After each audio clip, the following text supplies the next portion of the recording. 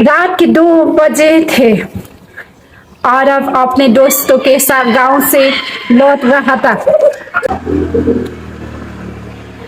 रात के 2 बजे थे। आरव अपने दोस्तों के गांव से लौट रहा था। रास्ता सुनसान और अंधेरे से भरा हुआ था। पड़ोसी की छाइयां सड़कों पर अजीब सी आकृतियां बना रही थी। जैसे ही वो पुराने कुएं के पास से गुजर रहा था, उसे लगा कि कोई उसे देख रहा था। उसने पीछे से मुड़कर देखा, लेकिन वहां कोई नहीं था। वो तेज कदमों से आगे बढ़ रहा था, लेकिन फिर उसे किसी के चलते की आवाज आने लगा थी। ठीक उसी रफ्तार से जैसे वो चल रहा था। डरते डरते उसने मोबाइल की टॉर्च ऑन कर दी और उधर इधर रोशनी डाली। तभी उसके एक काली परछाई दिखी। बिना चेहरा, बिना आकार, बस एक धुंधली छाया। वो परछाई धीरे धीरे उसके पास आ रहा था, जैसे हवा में तैर रहा था। आरव भागने की कोशिश किया।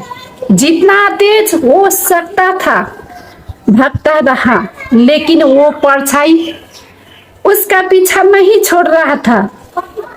तभी उसके सामने एक बूढ़ी औरत दिखी। उसने कांपती आवाज में, अगर जान बचानी है तो पीछे मत देखना। आरव ने उसकी बात मानी और बिना पीछे देखे गांव के मंदिर तक दौड़ा चला गया। जैसे ही वो मंदिर की चौखट पर पहुंचा, वो परछाई अचानक गायब हो गया।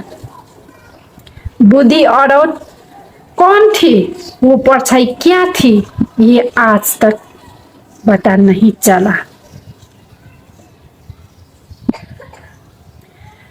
एक औरत किधर गया कुछ भी नहीं मालूम। मैं एक और डरावनी कहानी सुना रहा हूँ और ज्यादा खौफनाक थी। दादी माँ ने फिर उसे चेताया। तेरे बाबा ने भी उस पेड़ की छांव में खड़े होकर सिगरेट पी थी और उसी रात वो नींद में चला गया। तालाब में डूब गए थे हम सब, वो हिस्सा छोड़ दिया था। गांव के बुजुर्गों का कहना था, उस पेड़ की जगह में एक चुड़ैल को जिंदा गाड़ गया 100 साल पहले, और उसके बाद जो भी उसके छांव में गया वापस तो आया, लेकिन बदला हुआ।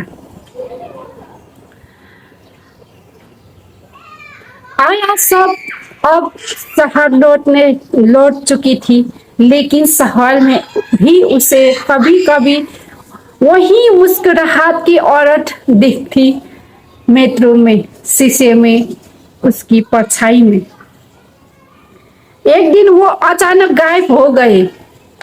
उसके कमरे में सिर्फ एक चीज मिली, उसका स्केच बुक, जिसमें आखिरी पन्ने पर बन थी गई एक औरत पीपल के पेड़ के नीचे, और उसके पीछे खड़ी थी एक लड़की जिसकी शक्ल आर्या से मिलती थी।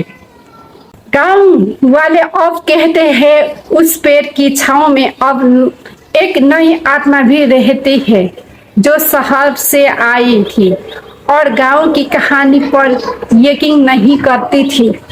अगर तुम चाहते हैं तो इस कहानी की भी तुम भी बन जाओगे, इसलिए सतर्क रहना।